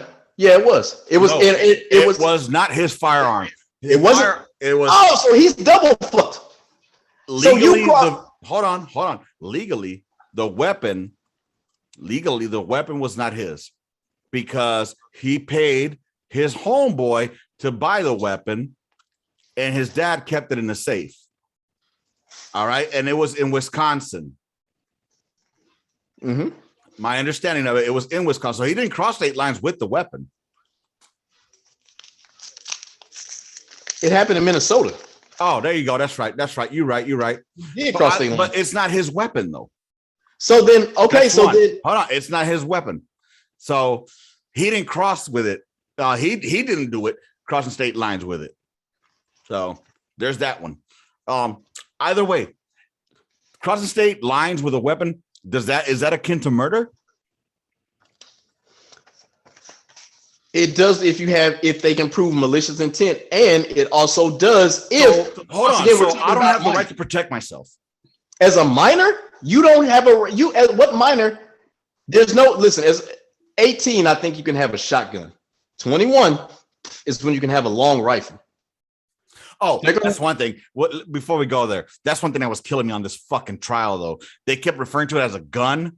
And I'm thinking to myself, it's not a fucking gun. You know how they tell you in basic training from henceforward, it's a rifle, it's a weapon. Yeah. They kept saying the gun. And I'm like, it's a fucking weapon. Call it what it is. It's not a weapon or a rifle. You know what I'm saying? But yeah, that's besides the point. Not own a long rifle. So you're wrong. So I don't care about who owned it. Let's get to the nitty gritty of the killing. The nitty gritty is he was a minor in possession in that state with an illegal weapon. Does that mean he was guilty of murder? It's not like he's guilty of some other charges, but not murder. So far, that's not murder. If they can prove and with witnesses that it was malicious intent, I think it shouldn't be first degree. It definitely shouldn't be first degree. If anything, because you have to intent, malice. Yeah, did they, or was that one of the charges, or was it just third degree? It shouldn't even be any murder. If anything, it's justifiable homicide. He was getting his ass fucking almost killed. What? Hold on. Let me come at you with a fucking skateboard, about to pound your motherfucking head in. You hearing people fucking saying that they're gonna kill him. You ain't gonna pull out your alleged weapon and defend yourself? I don't own any weapons. Exactly. I'm like a nuclear submarine. I can't confirm or deny the presence of. That's why I said alleged. Yeah, the presence of 2A around me. I'm just saying. And then another motherfucker trying to come at him with a gun. You're getting shot. Yeah. Oh no! If you raise your weapon at me, yes. Now you have the right to do that. You have your weapon at the low ready. I'm shooting you. No. If you could be, if I'm walking around like this, you can't shoot me. Now, once I start, so because think about like this, approaching at me with hostility. How do you know what hostility is? I can just be walking to you. That's a loaded term because that's what you think. That's your perception. That's for example. Okay, for example, what happened in Austin? The idiot with the AK walking up. He ran up. No, he ran up to the car. He ran up on him. And he raised this shit. It wasn't at the low ready. You raised it. Hey, listen, I got to my shit. Hey, you were scared. You pump faked. You pump faked that bitch, right? You pump faked it. Nah, ain't it? Sit your ass down, bitch. That motherfucker thought he was in training or some shit, dog. He was like, oh shit, this is real. Yeah. That motherfucker like, I thought he was an Uber driver. Yeah, he is an Uber driver, but he's also an infantryman in the army. Yeah. He was an Air Force dude that he shot, wasn't he? Yeah. God damn it. Hey, Air Force, y'all better sit the fuck down. What's wrong with y'all? Get that fucking A10 there and go. Yeah. Yay. Bringing it back. We're finally a branch now. Yeah, exactly. But honestly, back to the fucking Kyle Rittenhouse, I don't see him being guilty of murder. I don't. I really don't. I really honestly truly think he's going to get off. I don't think they're going to. I think it was stacked in his favor to do it. But here's the deal, right? How? If he gets off, then you know what? Guess what? It was a trial. He had a trial. Yep. They let him off. It is what it is, man. Really? Just like it is what it is. No. Just like they had a trial for Derek Chauvin. They found he was guilty. It is what it is. Mm-hmm. Just like with Casey Anthony, even though we know she killed that fucking baby, they had a trial. She was found innocent. Just like with OJ, we know his son. We know OJ's son killed Ron and Nicole, but OJ covered for it. Nah, that motherfucker's son killed. That motherfucker's son killed Ron and Nicole. Here's the thing. I like the fact that you're taking this stance to it, where at least they're having their day in trial. We're not fucking going through the courts of public opinion on Meta, formerly known as Facebook. Yeah. The fuck kind of shit is that? It's right is right. Like I said, he's going to trial. Like he deserves his day in the fourth? The right to a speedy trial? Yeah. Is that the fourth? He exercised the constitutional right. He has a right to his due process. Mm-hmm. But yeah, dude, I think, in my opinion, just from what I've seen, and even going back to that day, he was put in a situation that, he had to use his weapon in, and again, let's flip the script on it. Let's say it was white boys beating up on a black kid. Would he have, would that be murder? I'm same situation, same situation, but his name is gonna be fucking Jaquan. Listen, man, fucking Kyle. This is what I will say. I don't think that we would get the opportunity. We're not going there. We're not going. I'm asking if would it be murder? Same situation, but his name is Jaquan Williams. I would have to see video. Oh, just like I said. No. Because everything is exactly the same. Everything is exactly as they show it, except the defendant's name is Jaquan Washington. Hold on, man. I'm sorry. Facebook was. Shit. Okay. Stand by. Yeah. Hold on. What's wrong? Ooh.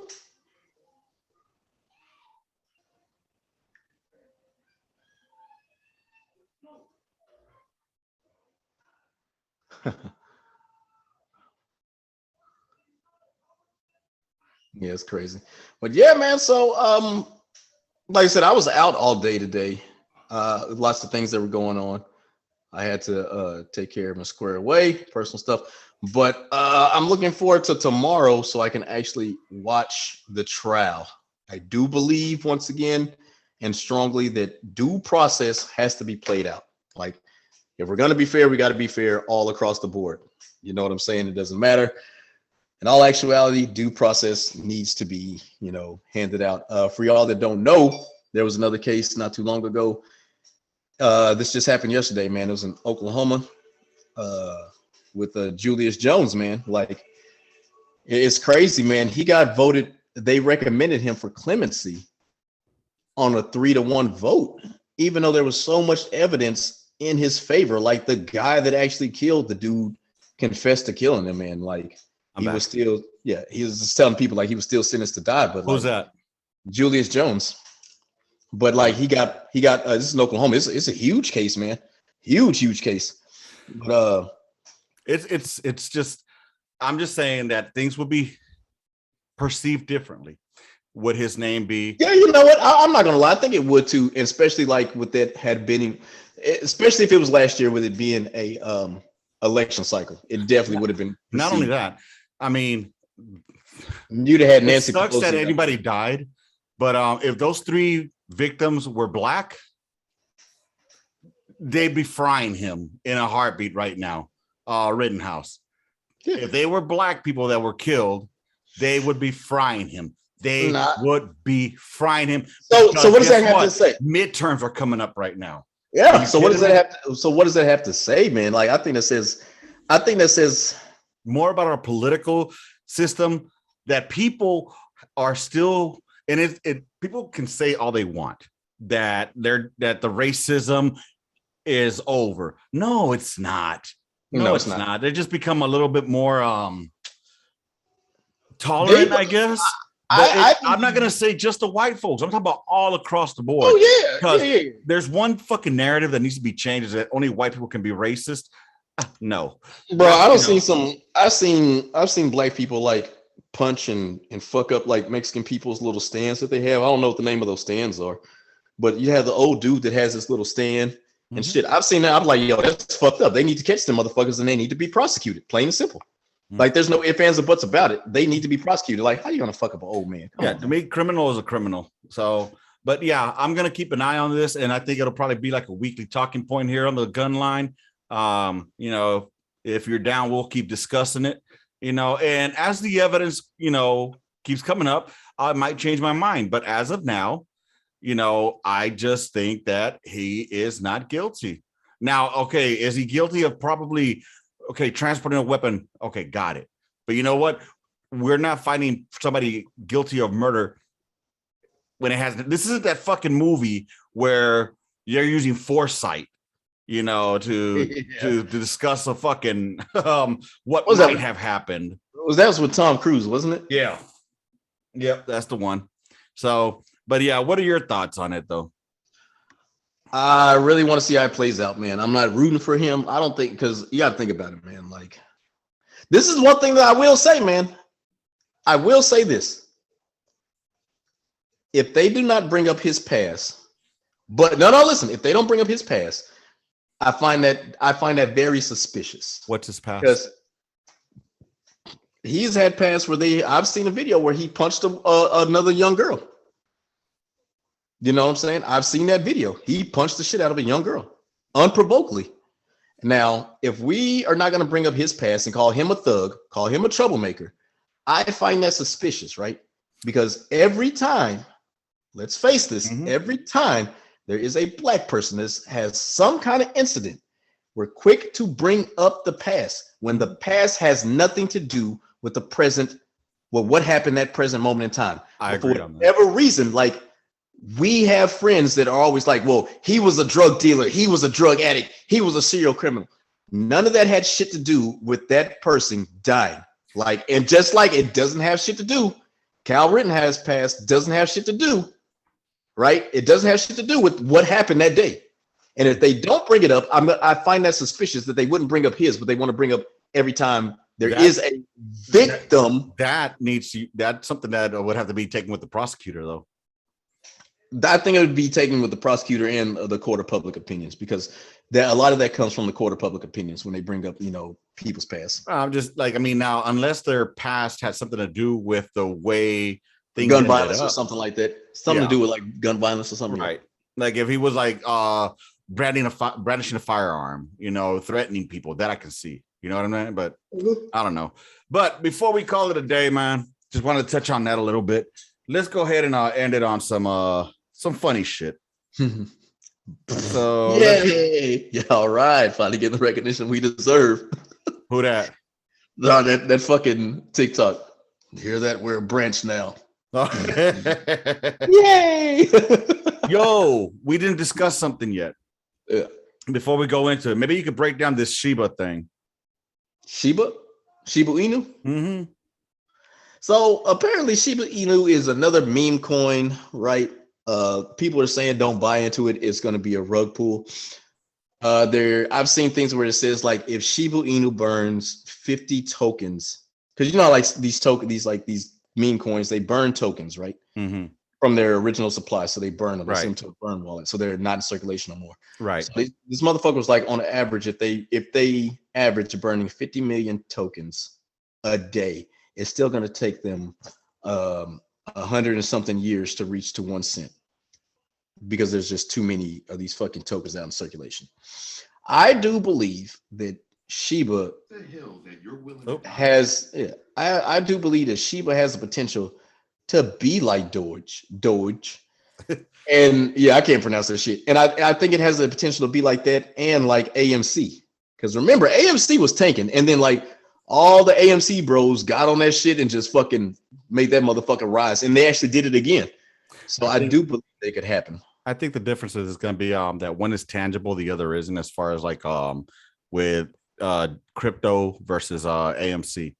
Well, it's one's a tangible stock. When I say tangible, it's something that you can. I don't know. It's just, to me, it's just different. But yeah, I think that Elon. This is why I can't stand about Elon Musk. Like he's playing a big part of this shit too, because he kind of like hyped. He was sending cryptic messages about Shiba on his Twitter, and apparently he dumped a couple of days. Like last week, he dumped a shitload of money into it, and that made Shiba stock rise. It was going at like 503 something, and then within a day it jumped up to 508, and then like now it's hovering at around 7 and 6.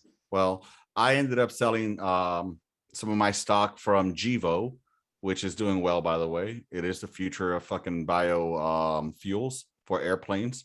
So you guys need to look into that. Go to Gevo. I am not a stock fucking no financial advice over here. I'm not a financial advisor. This is just my perspective. I think Gevo is a long-term hold. It's for generational wealth for the future. And then I sold some of that in order to buy some for Black Rifle. Black Rifle is now going to be publicly traded. So Black Rifle Coffee, and I bought a couple. What is it trading at right now? It's actually under a SPAC. But it's, if you can look for it, I'll tell you right now, because I just bought it today. So it's under SBEA, Silverbox Engaged, and they're a SPAC company. So it's at $10.99 right now. So hey, you gotta spend some to win some. You know what I mean? But again, this is long term. So I bought me a couple. I'm going to wait for it to obviously dip, because it's going to dip, and I'm going to buy some more. And those are going to be my two for now for long holds. So with that said, I would say this real quick. Try to get into NFTs. I've been hearing a lot about NFTs. I've been hearing a lot about NFTs, man. I want to try to get NFTs. I've heard of it. I just don't understand it well enough to buy into it, because I know it's something like, it's like an image or something, like a non-fungible. Anyway, I'm good. If I don't understand it too much, I'm good. So let's go ahead and do a little bit of laughing. I got to find another screen, dude, and put it around here so I can share it versus doing share screen. But hopefully you guys can see this. Let me know when you can see it. There you go. All right, you got it? Yep. All right, let me know what y'all think. There's got to be an easier way to do this. But here we go. What's a hill that you're willing to die on 1,000% of the time? Time travel is not only possible, but it's been invented. The problem is that everybody who's been successful has died a horrible death. Let me explain. They invented time travel, but not space travel. The Earth is moving around the sun at around 18.5 miles a second. So even if you were to only go back in time 10 seconds, you would find yourself either 1,800 miles into the center of the Earth or 1,800 miles out into outer space, therefore dead. And this isn't even taking into account the expansion of the universe. All right. And kudos to I Was Just Josh on TikTok.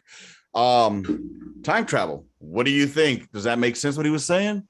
I believe time travel exists. I believe we've done it before. Have you looked into the Philadelphia experiment? Yes, I've seen that. But here's my thing about it. I'm not saying it doesn't exist. I heard somebody actually talking about time travel where the first time that it was actually done was to kill Archduke to prevent the assassination of the Archduke Ferdinand for World War I. Yeah, and that's why he didn't get killed the first time. But the second time was to correct it. So he did die.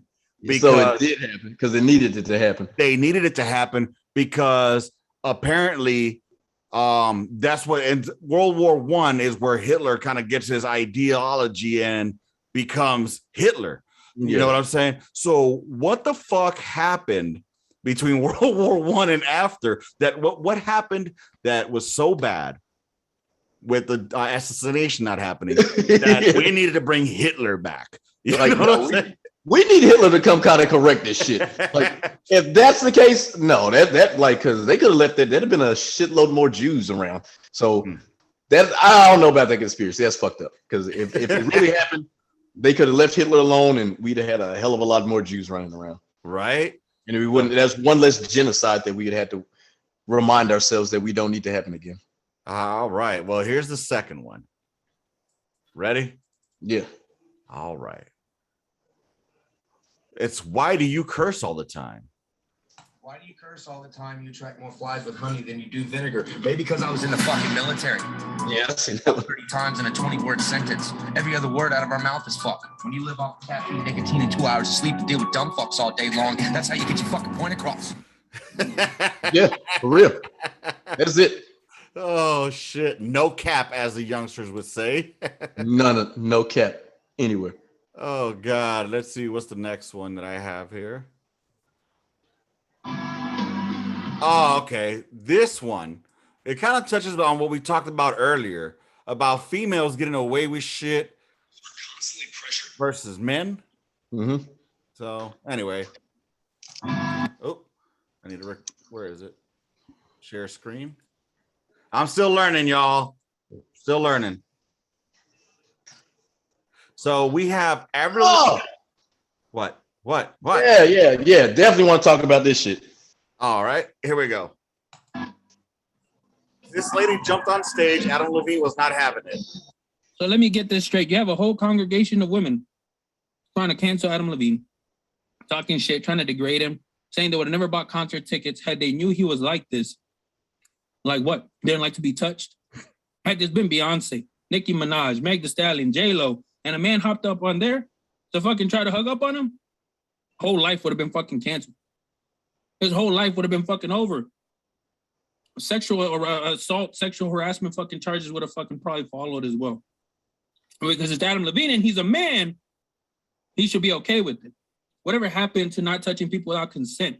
Whatever happened to respecting people's boundaries? Whatever happened to respecting the fact that he's fucking married? But because he's a celebrity and his fans made him, he should appreciate it, right? Y'all need to stop defending this fucking behavior and get y'all's fucking head out of y'all's 4 points of fucking contact. Facts. Yeah, Buddy he was a drill sergeant at Fort Steele. He's still there right now. Oh, word? Yeah. Yeah, once I heard the 4 point of contact, I figured, okay, this guy was military. So shout out to Voodoo the Menace on Tickety Talk so that I don't get not pop, whatever the fuck it's called. Yeah. But yeah, man, he made a good point. Once again, a woman runs up on stage. Like, first of all, yeah, you had your mask on or whatever, but still, like, we're still in the whole pandemic thing. You don't have the right to touch anybody. You don't. Just because you're a woman, you don't have the right to touch a man. Just like a man don't have a right to touch you. Like, women do this shit all the time in the gym where they're like, oh, this dude was staring at me. He was creeping on me in the gym and made me feel uncomfortable. But women don't give a fuck when they make a man feel uncomfortable because you're a man. You're supposed to take it. You're supposed to like it. No, like Buddy said, he's married. So no, why you run up on here touching a married man? Like, you don't need to fucking touch me. Get the fuck out of here. I don't know you. This one here, this one I'm playing right now. I saw this one a while ago and I've talked about it a couple of times, but it took me a minute to find it. And well, I don't disagree with Buddy's fucking message, but there's just something I disagree with, and I'll discuss that afterwards. This is a Sergeant Knucklehead on the Tickety Talks. Let me go ahead and share the screen so people can see what I'm talking about. All right. Hey, happy Friday, everybody. So I got something I really need to talk about, and this is to all my leaders out there. Stop yelling at your soldiers for no reason, like constantly yelling at them and yelling at them. The shit is getting old. I got this NCO here in my unit that I constantly see him yelling at his soldiers all the time, and his soldiers are getting sick of it. Got to do better, because I low-key hear soldiers talking about other NCOs and the things that they say. It's like, wow, it really opens my eyes to a lot. Yelling and screaming at them is not going to get through to them 90% of the time. And if you got soldiers that constantly are messing up, I get that. But if you got soldiers that are trying, but you still want to yell at them if they make a mistake, get over yourself, for real. Treat your soldiers with respect. I keep saying it. Have respect for your soldiers. They're going to have respect for you. Then down range, they're going to have your back. Plain and simple. That's all. Everybody have a great weekend. All right. Hey, So, all right, where to start?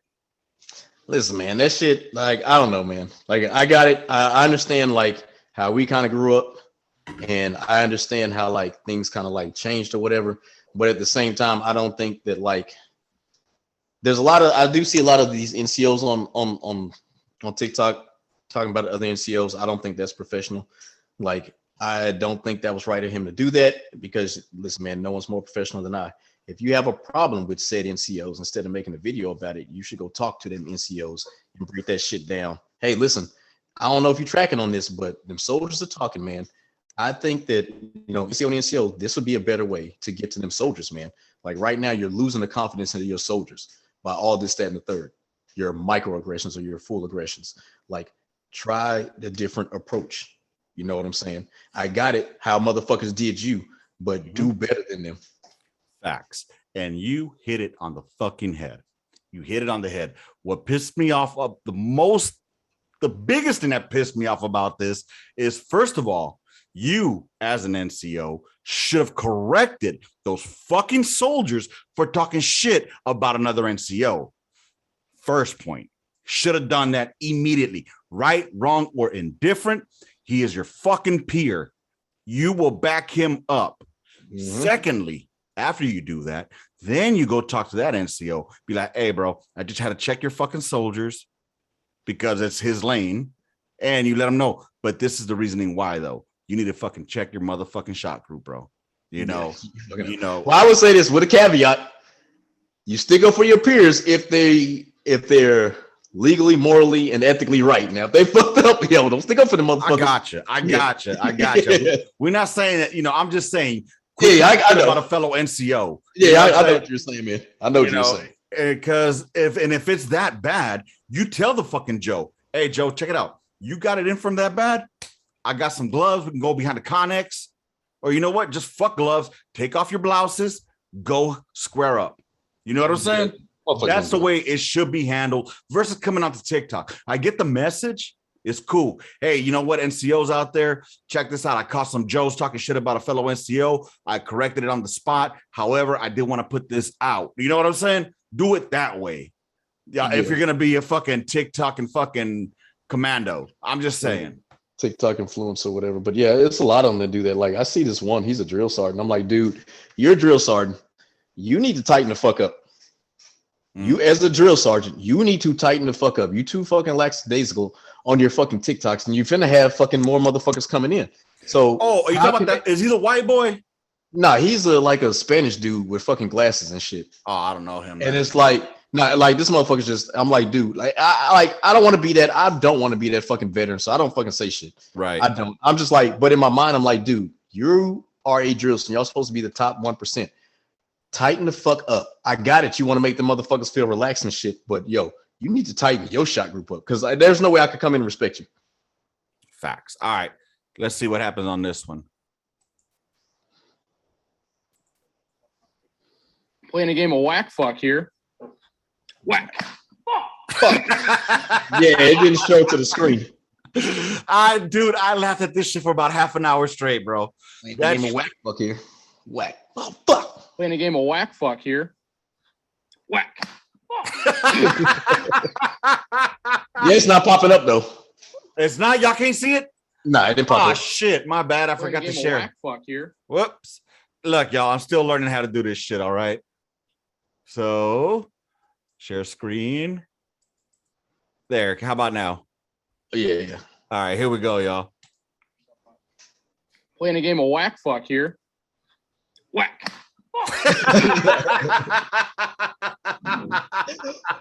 I seen one where it was like it had that same sound bite to it, but it had like a somebody who was hunting a deer. Oh shit, dude, that shit had me fucking dying. All right, let me see. We got a few more we're going through. All right. I appreciate y'all hanging out with me here. By y'all, I mean Hunt. Let's see here. What do we got? Which one is this one? Oh God. Okay. I'm gonna get hate for this one. So, but Hunt, I think you're gonna be in agreement on this one, all right, bro? Mm-hmm. All right. Yeah, it's not sharing yet. Oh no, not yet, but it will be. I think you'll be in agreement when I say the following.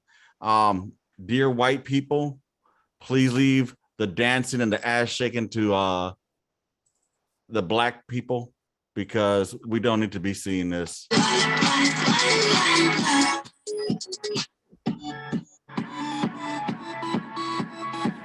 What is this? I don't know. But can we please leave the dancing to the more melanin, the more rhythmly challenged?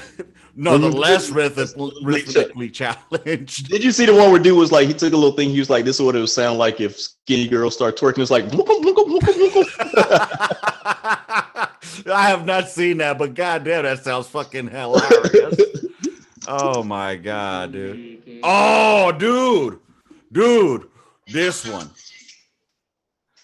You probably already seen all these that I'm putting up, so, but dude, I swear to fucking God, I'm not gonna lie, Island Boy song is kind of fucking catchy. Oh my God, no, it's not. But these idiots here, hoo-wee. Yeah.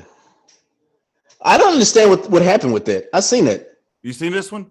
Yeah, where he smacks the fuck out of dude, but I never understood why he did it. Well, now you will. To make it, because we're island boys. Oh my God, we're island boys, just trying to make it.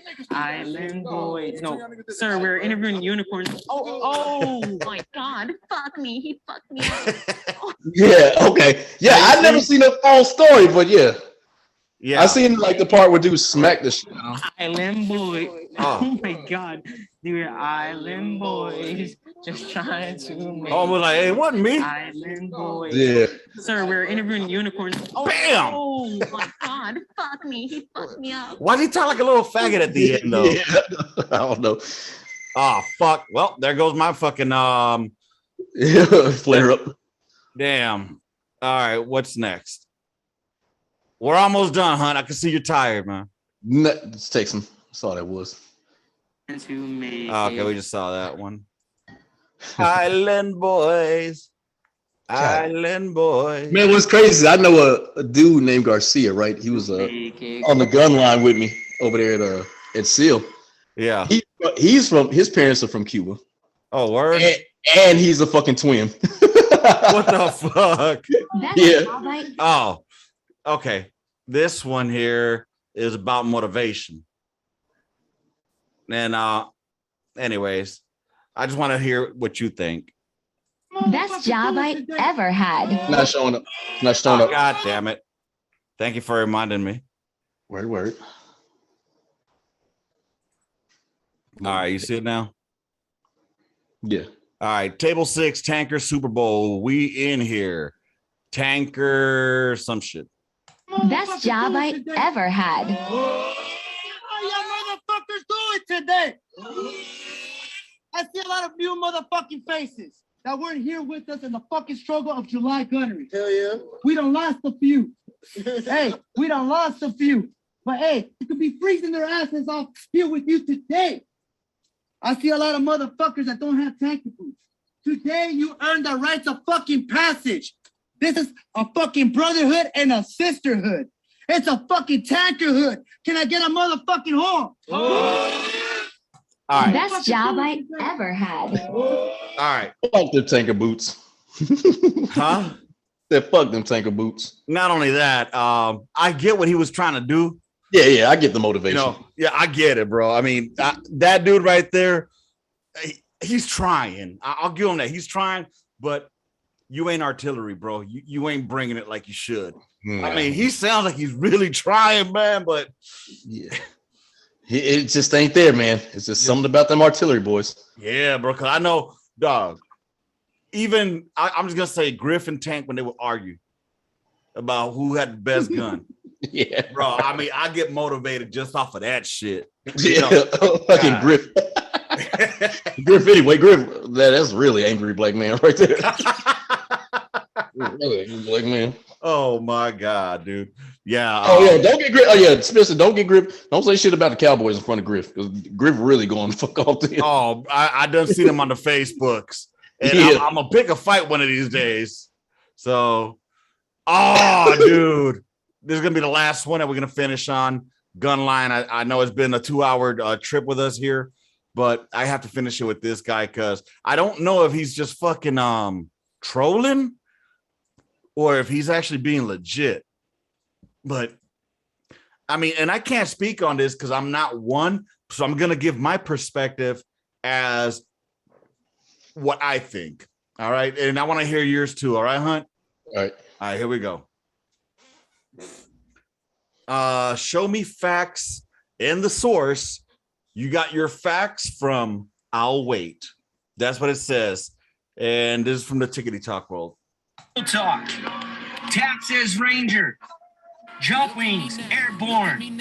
Explain to me how I'm not an airborne ranger. And what does airborne ranger qualified even mean? So, I'm not, yeah. So, yeah, this guy is at Dustin Parvin on the Tickety Talks, and I'm going to play it one more time for y'all. He's, just to give y'all some background for those of y'all that can't see it, he's got the tab from the Ranger training, and he's airborne. So he says, why is he not considered an airborne Ranger? So we'll go ahead and play this one more time. So I understand why. Tap says Ranger. Jump wings, airborne. Explain to me how I'm not an airborne ranger. And what does airborne ranger qualified even mean? All right. So you want to go ahead and go first on this? So yeah, man, there was actually, without getting political, but this is where the debate actually started from. There's a senator and a congressman.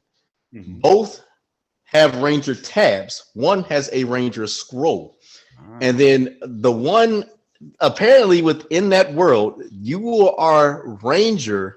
You are a United States Army Ranger when you have been assigned to 75th Battalion. That is what makes you a United States Army Ranger. Mm-hmm. Now you are qualified to wear the tab, meaning that you've been through the leadership program that the Army Rangers is, and you passed that leadership program, but you didn't, because like you got to think about it. Like, yeah, it's just one of them things, man. Like I said, I'm not a Ranger. I don't mean no disrespect to anybody listening to this that is a Ranger. Maybe they can elaborate more on that. But the thing, from what I was understanding, and like the dude Tom Cotton actually had to do a retractment when he said he was a Ranger instead of saying he was qualified. I agree. I agree with you wholeheartedly, because here's the thing. I know one Ranger, he was a Ranger instructor. And maybe that'll be somebody that I could reach out to and see what he says. So Smoke Man, if you're listening to this, he's the only infantryman that I ever would call Smoke, because he was in charge of our maneuver platoon when we went to Afghanistan.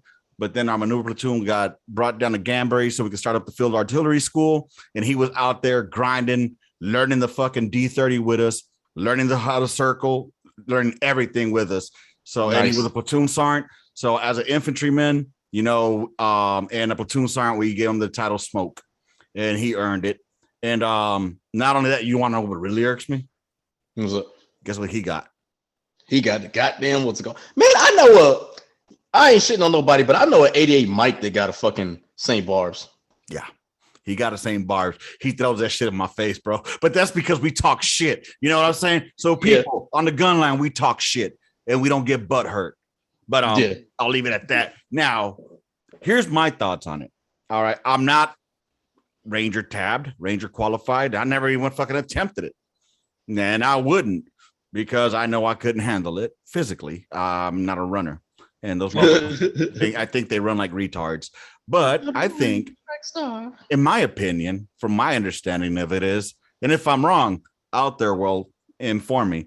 In order for you to be an airborne ranger, you have to be in regiment, right? You have to be in that regiment. I mean, I could be I'm a 13 Bravo, you know, but how can I put this? I did this maneuver shit, you know, and on my deployments, but I'm not gonna get a combat infantry badge. Yeah, and it's like the same thing. But you see these people that have they wear the special forces patch, right? And it's like you're not special forces, right? I was attached to them, but you're putting this illusion that you earned the green beret, that you've earned the right to wear that arrowhead. You know what? Like motherfuckers that'll have the scroll. Yeah, we're almost done. Like motherfuckers that'll have the Ranger scroll. However, they're not Ranger tabbed. So you were assigned to a Ranger unit, but you're not a Ranger. You're a fucking fueler.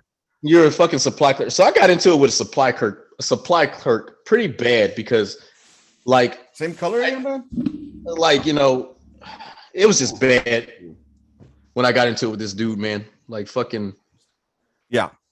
He had a scroll, but it's like, dude, what the fuck are you doing? Like, you were not a Ranger. Like, what the fuck? Mm-hmm.